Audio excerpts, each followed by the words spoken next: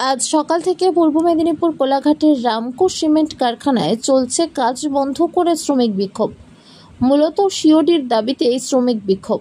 শ্রমিকদের অভিযোগ, মালিক কর্তৃপক্ষকে অবিলম্বে মাইনে বাড়াতে হবে।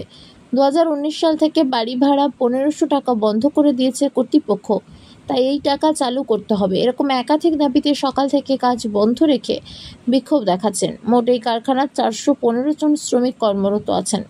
সকাল থেকে প্রত্যেকেই কাজ বন্ধ করে বিক্ষোভ অবস্থান করছেন।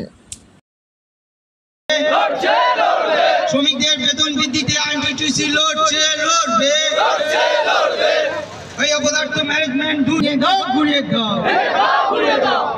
তৃণমূল কংগ্রেস জিন্দাবাদ, তৃণমূল কংগ্রেস জিন্দাবাদ, জিন্দাবাদ, জিন্দাবাদ। আমরা বিগত 10 বছর ধরে এখানে কর্মরত। বিভিন্ন উপায়ে আমাদেরকে শোষিত, নির্যাতিত, নিপীড়িত এবং অকথ্যভাবে আমাদের উপরে অত্যাচার চালানো হচ্ছে। আমাদের ন্যায্য দাবি থেকে আমাদেরকে সব সময় দূরে সরিয়ে দেওয়া হচ্ছে। বিভিন্ন নেতৃত্ব আসছে যাচ্ছে, কিন্তু আমাদের যে সেই আপনার বলতে গেলে 10 বছর আগে যেরকম আমাদের ধরুন একটা উদাহরণ দিচ্ছি, টনেজ সেই 3 টাকা ছিল, এখনও টনেজ 3 টাকা আছে। আমাদের বিভিন্নভাবে আমাদের হাউস রেন্ট দেওয়া হতো, হাউস রেন্ট থেকে বঞ্চিত করা হচ্ছে। সিওডি এখনও পর্যন্ত চালু হচ্ছে না। আমরা নিজেরা ওয়ার্কাররা কেস ফাইল করে সিওডি চালু করতে চেষ্টা করেছিলাম, সেটাও কোনো একটা অন্ধকার থেকে ফোন করে সেটাকে আমাদের ফাইল ক্লোজ করে দেওয়া হয়েছে এবং আমাদের বোনাস যথেচ্ছভাবে দেওয়া হচ্ছে না। বিভিন্নভাবে আমাদেরকে বঞ্চিত করা হচ্ছে আর্থিকভাবে। আমরা মাথার ঘাম পায়ে ফেলে দিনরাত পরিশ্রম করে এই ফ্যাক্টরিকে উন্নত থেকে উন্নততর করে চলেছি, কিন্তু আমরা আমাদের ন্যায্য পাওনা পাচ্ছি না। সেই ন্যায্য পাওনা আমাদের বেতন বৃদ্ধির দাবিতে আমাদের আজকে কর্মবিরতি। আমরা কোনো বন্ধ করছি না, আমরা আইএনটিটিউসি ব্যানারে আমরা কর্মবিরতি করছি। আমাদের যেহেতু নো ওয়ার্ক নো পে, আমরা কেউ আজকে কাজ করব না এবং আমাদের যদি কোনো নেতৃত্ব এসে বা ম্যানেজমেন্ট এসে মধ্যস্থতা করে আমাদের সিওডিটাকে চালু করার জন্য আমাদেরকে যদি বলে যে হ্যাঁ আমরা তোমার সিওডি চালু করে দেবো 3 দিনের মধ্যে, এইভাবে বললে তাহলে আমরা আমাদের বন্ধ প্রত্যাহার করে নেব এবং যথারীতি আমরা আবার কাজে প্রবেশ করব।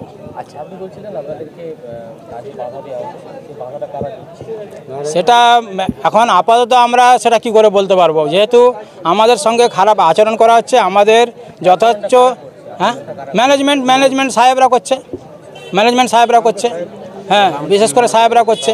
আমাদেরকে মানুষ বলে মনে করেছে না, আমাদেরকে কি বলবো, কুকুরের মতো আমাদের সঙ্গে আচরণ করা হচ্ছে এবং যখন তখন হুমকি দেওয়া হচ্ছে, কাজ এইটা করতে হবে, ওইটা করতে হবে, না করলে ঘাড় ধাক্কা দিয়ে বের করে দিব, দরজা খোলা আছে, হ্যাঁ তোমাদের কোন বাবা আছে বাঁচাক, এভাবে আমাদেরকে হুমকি দেওয়া হচ্ছে, যার জন্য আমাদের দেওয়ালে পিঠ থেকে গিয়েছে। তাই আমরা আজকে আমাদের কোনো ইচ্ছাই নেই কর্মবিরতি করার, বাধ্য হয়ে আমাদেরকে আজকে করতে হচ্ছে। এই ম্যানেজমেন্ট আমাদেরকে বাধ্য করিয়েছে যে আজকে কর্মবিরতি করার জন্য, যার জন্য দায়ী একমাত্র ম্যানেজমেন্ট।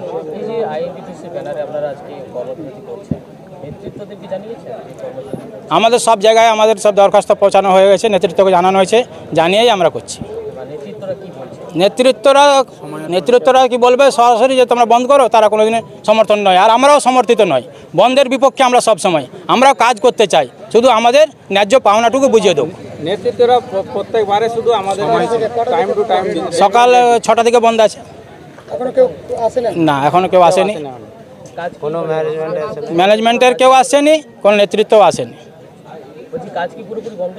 কাজ আপাতত পুরো বন্ধ আছে, এখন বন্ধ আছে। যদি কেউ আসে, নেতৃত্ব আসে বা ম্যানেজমেন্ট আসে, যদি মধ্যস্থতা করে, যে আমাদেরকে লিখিত প্রতিশ্রুতি দেয় যে আমাদের এতদিনের মধ্যে তোমাদের যা বকেয়া পাওনা আছে সব মিটিয়ে দেবো, আমরা যথারীতি আবার কাজে প্রবেশ করব। আমার নাম মোসলেম খান, আমি এখানে পেকারম্যানের কাজ করি, মেশিন অপারেটর।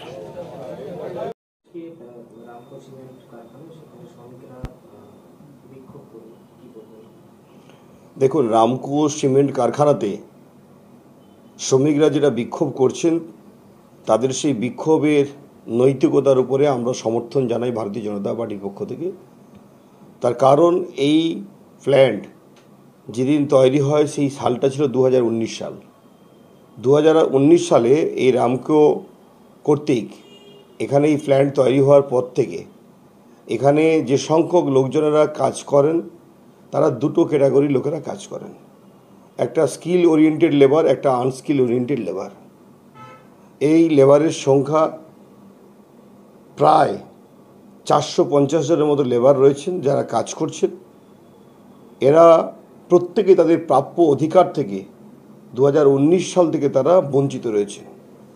আপনারা শুনলে অবাক হবেন, এখানে রেলের র্যাক জবে থেকে ঢোকা শুরু হয়েছে সেই সময়কাল থেকে আজকের দিন পর্যন্ত অ্যাপ্রক্স প্রায় 1000-এর মতো রেলের র্যাক ঢুকেছে, যে র্যাকের মাধ্যম দিয়ে মাল লোড এবং আনলোডিং উভয় ক্ষেত্রে হয়ে থেকে থাকে। তো এই আনলোডিং যারা লেবার ছিলেন এখানে, তাদেরকে প্রতি মাসে তাদের বেসিক যে স্যালারি দেওয়া হয়ে থেকে থাকে সেটা প্রায় 14,000 সামথিং। এখানেই প্রশ্ন লেবারদের, পাশেই আমাদের হাওড়া জেলাতে রয়েছে অম্বুজা সিমেন্ট কারখানা, সেখানে তারা বেসিক স্যালারি পায় সেখানকার লেবাররা 28,000 টাকা প্লাস। স্বাভাবিক কারণে এই যে এই ডিফারেন্সটা এখানে হচ্ছে শুধুমাত্র এখানকার তৃণমূলের চৌর্যবৃত্তির সঙ্গে যুক্ত নেতাদের জন্য। এখানকার নেতারা যে চৌর্যবৃত্তির সঙ্গে যুক্ত রয়েছে এটা লেবাররাই বারে বারে সেটা প্রমাণিত করছে। এখানকার স্থানীয় জেলা পরিষদের সদস্য, যিনি এককালে এই ইউনিয়নের নেতা ছিলেন, তিনি কোটি কোটি টাকা এখান থেকে ইনকাম করছিলেন বলেই তার বিরুদ্ধে বিশ্বৎকার করতে গিয়ে তাকে তাঁর দলের রাজ্য নেতারা তাকে ওখান থেকে সরিয়ে দেন। বর্তমানে আর এক জেলা পরিষদের সদস্য সহ এদের একটি কোর কমিটি করে দেওয়া হয়েছে রাজ্য আইএনটিটিউসির লিডার ঋতব্রত ব্যানার্জির নেতৃত্বে। সেই 11 জন কমিটির সঙ্গে আর একজন এখানকার স্থানীয় তৃণমূলের নেতা রয়েছেন, যিনি কিনা রামকো সিমেন্ট কারখানার একজন অন্যতম কন্ট্রাক্টর। লেবাররা আজকে তাদেরকে প্রশ্ন করছেন যে একজন কন্ট্রাক্টর কি করে তিনি লেবার ইউনিয়নের লিডার হন। এই যে ছোট ছোট বিশেষ সমস্যা, এই সমস্যাগুলো ওভারকাম তৃণমূল কংগ্রেস করতে পারছেন না। শুনলে আরও অবাক হবেন, এই লেবাররা যেদিন থেকে এখানে কাজ করা শুরু করেছে সেদিন থেকে প্রতি বছর দুর্গাপূজাকে সামনে রেখে বিশ্বকর্মা পুজোর পরে তাদেরকে যে বোনাস দেওয়া হয়ে থেকে থাকে সেই বোনাসের পরিমাণটা কত? 8.33%। আজকে 2025 সাল শেষ হতে চলেছে। আজকে এই বোনাসের পরিমাণটা তাদের দাবি অনুযায়ী অ্যাপ্রক্স 18% অ্যান্ড এবাভ এদের বোনাস হওয়া উচিত। কিন্তু আমরা দেখেছি র্যামকো কোম্পানি তাদের জন্য বোনাস দিচ্ছেন, কিন্তু ঊর্ধ্বতন তৃণমূলের নেতাদের অঙ্গুলির হেলনের কারণে আজকে কর্মচারীদেরকে সার্বিকভাবে বঞ্চিত রাখা হয়েছে, যার ফলে দীর্ঘদিনের জমে থাকা ক্ষোভ আজকে সেটা বিস্ফোরিত হচ্ছে। তাই গতকাল এই প্ল্যান্টের সঙ্গে রিলেটেড তৃণমূল কংগ্রেসের জেলা পরিষদের অন্যতম সদস্য অসীম মাঝি, তিনি কালকে কর্মীদের পাশে গিয়ে দলের বার্তা দিতে গেলে পরে কর্মীরাই তাকে সেখান থেকে তাড়া করেন, তিনি প্রাণ বাঁচিয়ে ছুটে পালিয়ে যেতে বাধ্য হন। অপর এক নেতা তিনি গেলে পরে আজকে তাকে ওই ইউনিয়নের ছেলেরাই তাকে প্রশ্ন করছেন যে ভাই তুমি তো একজন কন্ট্রাক্টর, তুমি কন্ট্রাক্টর হয়ে কী করে তুমি আমাদের লেবার ইউনিয়নের লিডার হতে পারো? তাই তিনিও সদর্থক উত্তর দিতে পারেন না। ফলে ম্যানেজমেন্ট যেখানে কর্মীদেরকে টাকা দিতে চান আর ম্যানেজমেন্টকে টাকা দিতে যারা বারবার বাধা দান করছেন তারা তৃণমূল কংগ্রেসের স্থানীয় ইউনিয়নের নেতারা। স্বাভাবিক কারণে এই দ্বিচারিতার বিরুদ্ধে আজকে কর্মীরা সোচ্চার হচ্ছেন, কারণ এখানে যতজন কর্মী কাজ করেন তারা সকলেই তৃণমূল সংগঠনের সঙ্গে রিলেটেড, অথচ তৃণমূল কংগ্রেসই তাদেরকে বঞ্চিত করছেন। তাই এই জনরোষ আগামী দিনে আরও বিপুল রূপ বিরাট রূপ লাভ করবে এবং আগামী বিধানসভা নির্বাচনে এর প্রতিফলন ঘটবে। তাই তৃণমূল কংগ্রেস আশঙ্কিত এবং আজকে এই র্যামকো কোম্পানি তারাও আশঙ্কিত, কারণ র্যামকো কোম্পানি আমাদের কাছে যা খবর লেবার ইউনিয়নের সঙ্গে রিলেটেড কর্মীদের তাদের দ্বারা যে খবর আমরা পাই সেই খবর বলছে ম্যানেজমেন্ট সদয়শীল হলে পরেও ম্যানেজমেন্টের হাত পা বেঁধে রেখে দিচ্ছেন এখানকার স্থানীয় তৃণমূলের নেতারা। তাই এই কাজের সঙ্গে রিলেটেড যে সকল তৃণমূলের নেতারা আছেন আজকে খোঁজ নিয়ে দেখুন, তারা কোটি কোটি টাকার মালিক হচ্ছেন শুধুমাত্র লেবারদের ঠকে, লেবারদের প্রাপ্য অধিকার থেকে তাদেরকে বঞ্চিত করে। তাই এর বিরুদ্ধে ভারতীয় জনতা পার্টির পক্ষ থেকে আমরা লেবারদের পাশে দাঁড়াতে চাই, লেবারদের পাশে দাঁড়িয়ে তাদের প্রাপ্য অধিকার আমরা ফিরিয়ে দিতে চাই।